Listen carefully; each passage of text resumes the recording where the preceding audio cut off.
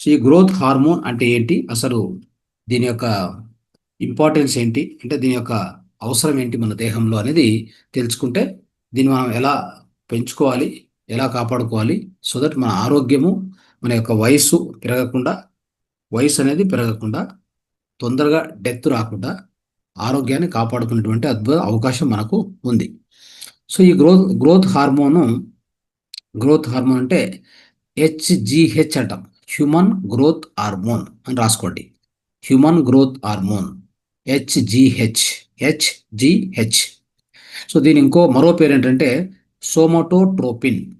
మరో పేరు సోమటోట్రోపిన్. ఇది ప్రోటీన్ హార్మోన్, గుర్తుపెట్టుకోండి. మన దేహంలో అనేక హార్మోన్స్ ఉత్పత్తి అవుతుంటాయి. సో ఉదాహరణకి మన దేహంలో ఉత్పన్నమైనటువంటి వివిధ వివిధ హార్మోన్స్ చూస్తే melatonin, serotonin, oxytocin, dopamine, right, ఇలాంటి అనేక.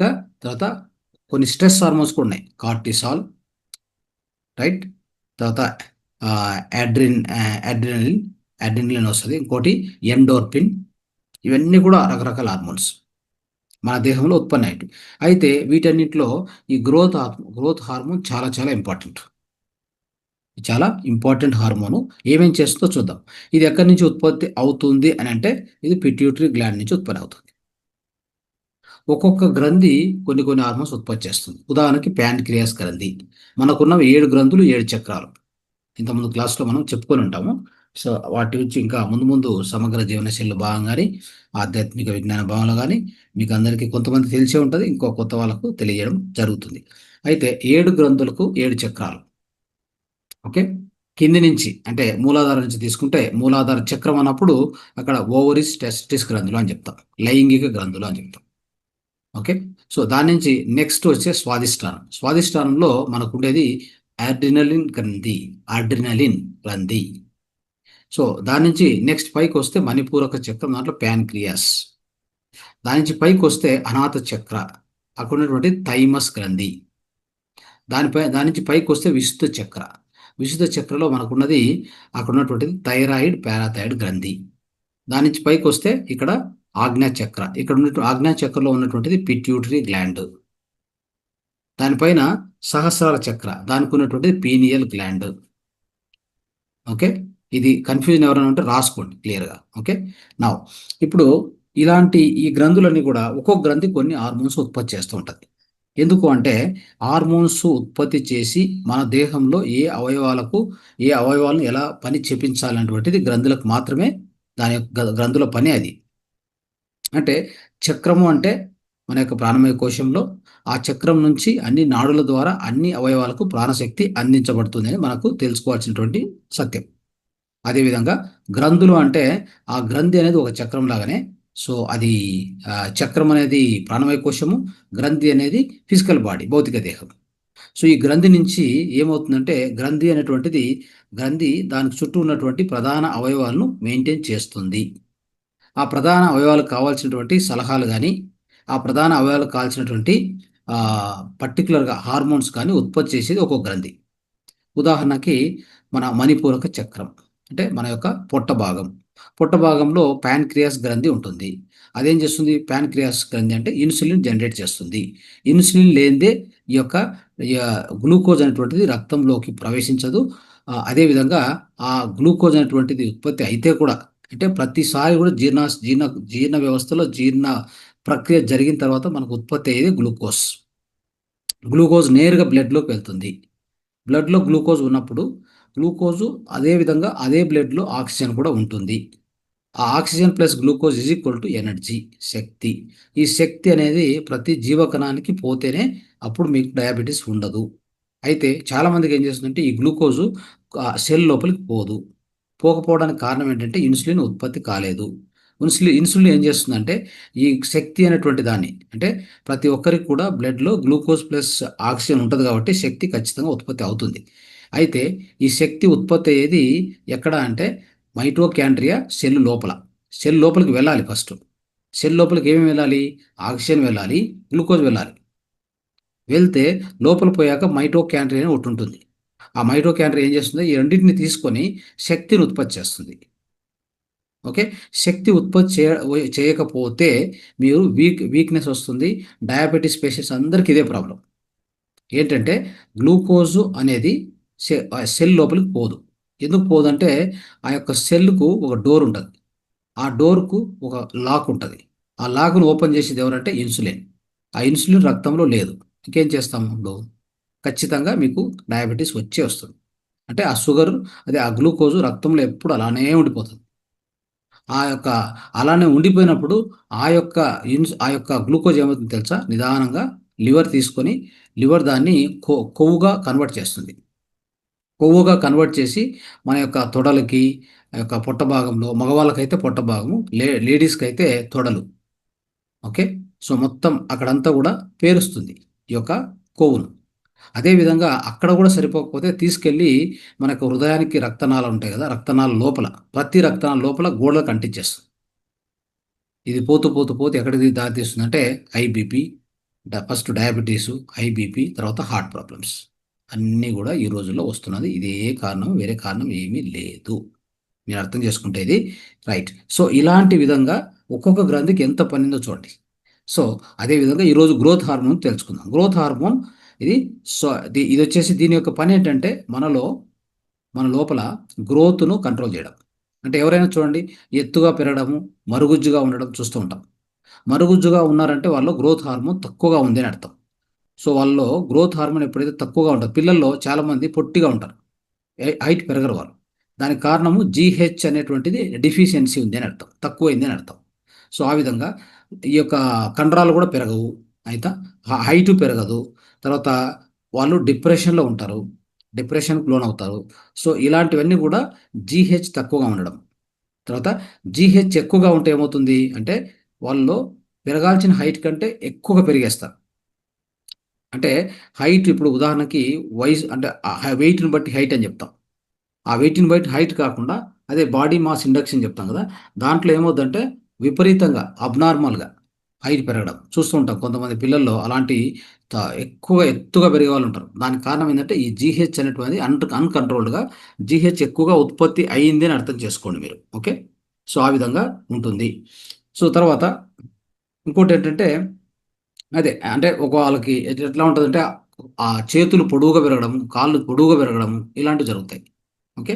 సో, ఇలాంటివి జరిగినప్పుడు అర్థం చేసుకోవాల్సింది జీహెచ్ ఎక్కువగా ఉంది అని అర్థం. సో, దానివల్ల దీని యొక్క మెయిన్ ఫంక్షన్స్ ఇది. ఇదొకటి. ఇంకోటి మన దేహంలో ఏం చేస్తుందంటే మెటబాలిజం. అంటే జీవ రసాయనిక చర్యలున్నాయి గదా! సో, వాటిని ఇది ఖచ్చితంగా అంటే నియంత్రిస్తుంది. ఎలాంటిదంటే మన లోపల ఉన్న కొవ్వులు ఆ! కొవ్వు అనేటువంటిది కరిగించడం. ఈ ఫ్యాట్ బర్నింగ్ అంటాం గదా! ఈ ఫ్యాట్ బర్నింగ్‌కి చాలా చాలా హెల్ప్ చేస్తుందిది. అదేవిధంగా బ్లడ్ షుగర్ లెవెల్స్‌ను కంట్రోల్ చేస్తుంది. ఈ యొక్క హార్మోన్. ఈ యొక్క గ్రోత్ హార్మోన్. ఇది మనం అర్థం చేసుకోవాలి. మూడోది అతి ముఖ్యమైనటువంటిది ఏంటంటే సెల్ రిపేర్ అండ్ రికవరీ. అంటే మన దేహంలో ఏదైనా సెల్స్ డ్యామేజ్ అయితే కండరాలు గాని, టిష్యూస్ గాని, సెల్స్ అంటే జీవకణాలు. అవి డ్యామేజ్ అయినప్పుడు మళ్ళీ వాటిని రీజనరేట్ చేయడము, వాటిని హీలింగ్ చేయడము, వాటిని మెయింటైన్ చేయడము ఇదంతా గూడా ఇదే చేస్తుంది. ఓకే. సో, కాబట్టి ఇంకోటి మనకు ఎస్పెషల్లీ ఈ యొక్క అంటే డీప్ స్లీప్‌లో ఈ యొక్క యాక్టివిటీని చేస్తుంది. ఏది? Growth hormone. మనం డీప్ స్లీప్‌లో ఉన్నప్పుడు లేదా డీప్ మెడిటేషన్‌లో ఉన్నప్పుడు ఈ గ్రోత్ హార్మోన్ ఉత్పత్తి అయ్యి మన యొక్క సెల్స్ డ్యామేజ్ అయ్యుంటే వాటిని రిపేర్ చేస్తుంది, రీజనరేట్ చేస్తుంది. కాబట్టి మనం ఎప్పుడు కూడా అనారోగ్యానికి లోను కాకుండా, రోగాలు రాకుండా ఎప్పటికప్పుడు సెల్ రిపేర్ చేస్తూ ఉంటుందిది. ఆ విధంగా చేయడం వలన మనకు అనారోగ్యాలు రావు. రెండోది ఎప్పుడు యవ్వనత్వం ఉంటుంది. గ్రోత్ హార్మోన్ ఎవరిలో బాగా ఉత్పత్తి అవుతుందో వాళ్ళలో ఏముంటుంది? యవ్వనత్వం ఉంటుంది. తర్వాత అర్లీ డెత్ రాదు. ఇది మనం అర్థం చేసుకోవాలి. అర్థం చేసుకొని దీన్ని ఆ విధంగా మెయింటైన్ చేయాలి అనేది ఇంపార్టెంట్. సో, దీన్ని మెయింటైన్ చేయడానికి కొన్ని పద్ధతులు ఏముంటాయంటే ఎప్పుడు గూడా డీప్ స్లీప్ వచ్చేలాగా చూసుకోవాలి. డీప్ మెడిటేషన్ అయినా చేయాలి ఖచ్చితంగా. తర్వాత ఎక్సర్‌సైజెస్ రెగ్యులర్‌గా చేయాలి. తర్వాత ఇంటర్మీడియేట్ ఫాస్టింగ్ అంటే ఒకరోజు ముందు 7 గంటలకు మనము ఆహారం ఆపేస్తే నైటు మరుసటి రోజు 10 గంటల వరకు, 11 గంటల వరకు ఏమి తినాల్సిన అవసరం లేదు. అయితే కావాలంటే శివంబు, తర్వాత నీరు, తర్వాత కోకోనట్ వాటర్, జ్యూస్ ఇంత మాత్రం తీసుకోవచ్చు. ఘన పదార్థాన్ని నేరుగా నెక్స్ట్ డే మనం ఒక 10 గంటలకు, 11 గంటలకు అట్లా తీసుకుంటే 14-16 అవర్ విండో దొరుకుతుంది. అదే ఇంటర్మీడియేట్ ఫాస్టింగ్ అంటాం. దాని ద్వారా ఏదైనా కానీ ఒబెసిటీ తగ్గుతుంది, డయాబెటీస్ పోతుంది, అన్నీ పోతాయి. దీన్ని మీరు గమనించుకొని మీరు దీన్ని పాటించడానికి ప్రయత్నం చేయండి. ఓకే.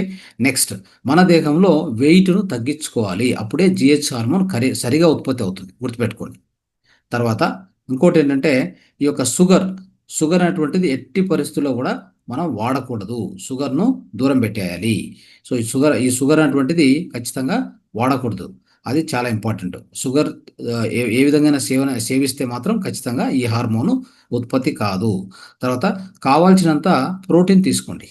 ప్రోటీన్ అంటే ఎట్టి పరిస్థితుల్లో మనకి ఈ ధాన్యాలు, తర్వాత బహుశా సిరిధాన్యాలు గానీ, తర్వాత మనకి అనేక పప్పు ధాన్యాలుంటాయి గదా!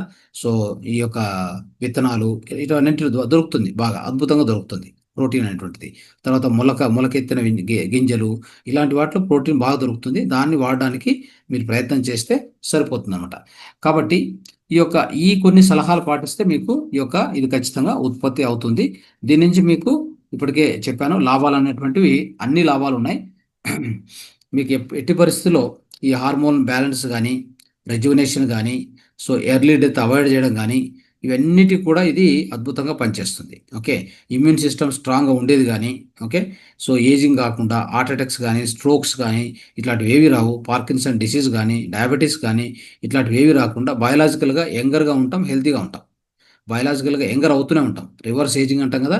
రివర్స్ ఏజింగ్‌కి ఇది అద్భుతంగా మనకు దోహదపడుతుంది.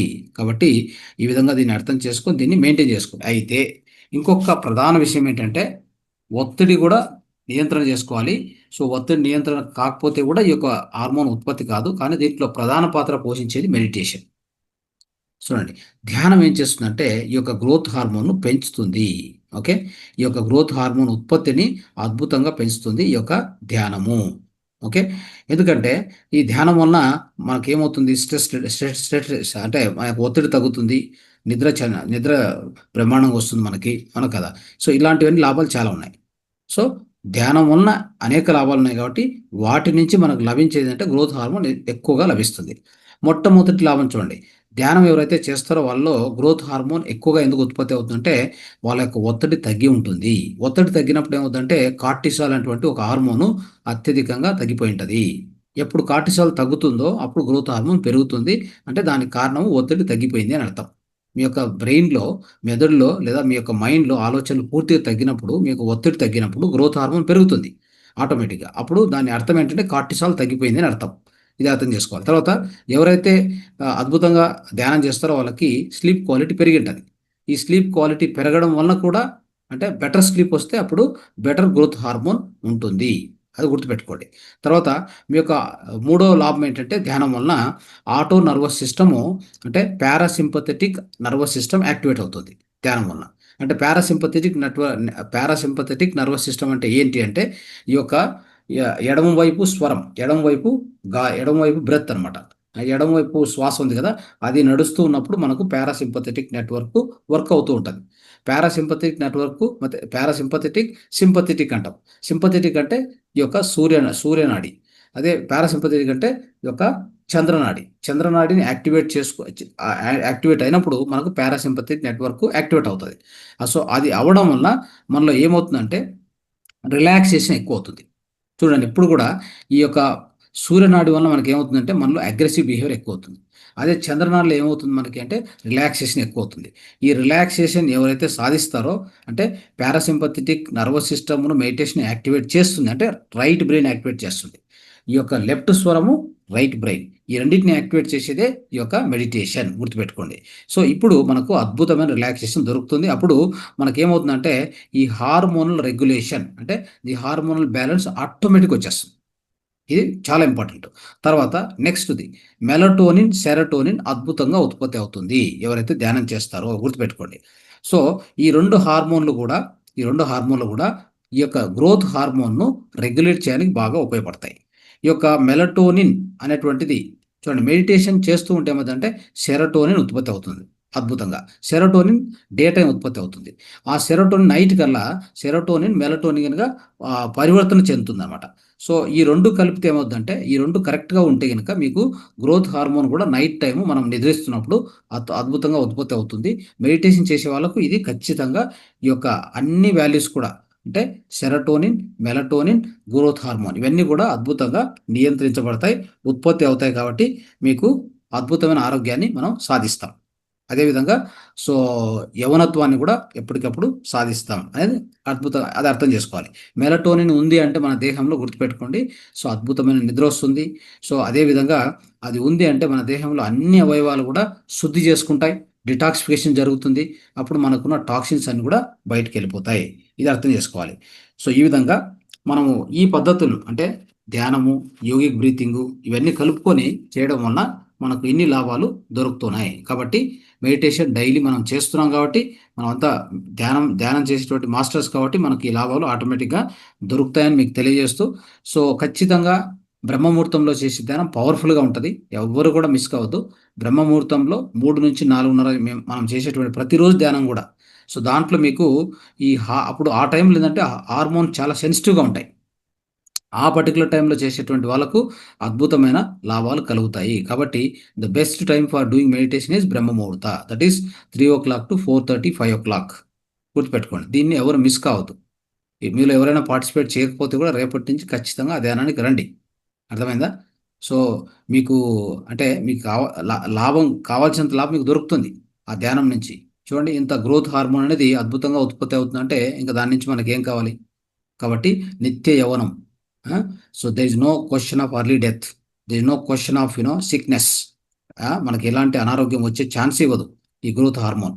కాబట్టి ఈ డీప్ బ్రీతింగ్ కూడా నేను అప్పుడప్పుడు ఇంత క్లాస్లో కూడా నేర్పించాను. డీప్ బ్రీతింగ్ అనేది దాంతో పాటు చేసుకున్న తర్వాత ధ్యానంలోకి వెళ్ళండి. ప్రతి బ్రహ్మముహూర్తంలో ఆ విధంగా చేయండి. చేస్తే అప్పుడు మనకు ఇలాంటి హార్మోను అద్భుతంగా ఉత్పత్తి అవుతుంది. ఓకే. సో ఫాస్టింగ్ కూడా ఖచ్చితంగా ఉండాలి. ఫాస్టింగ్ ఉండే వాళ్ళకు కూడా ఏమవుతుంది, ఈ హార్మోను అద్భుతంగా ఉత్పత్తి అవుతుంది. ఫాస్టింగ్ అంటే ఒక 2 వీక్స్కి ఒకసారి అలాగని ఏదైనా ప్లాన్ చేసుకొని చేయండి. సో ఇన్ని విషయాలు మీరు ఫాలో అవుతే ఈ గ్రోత్ హార్మోన్ మీకు అద్భుతంగా ఉత్పత్తి అవుతుంది.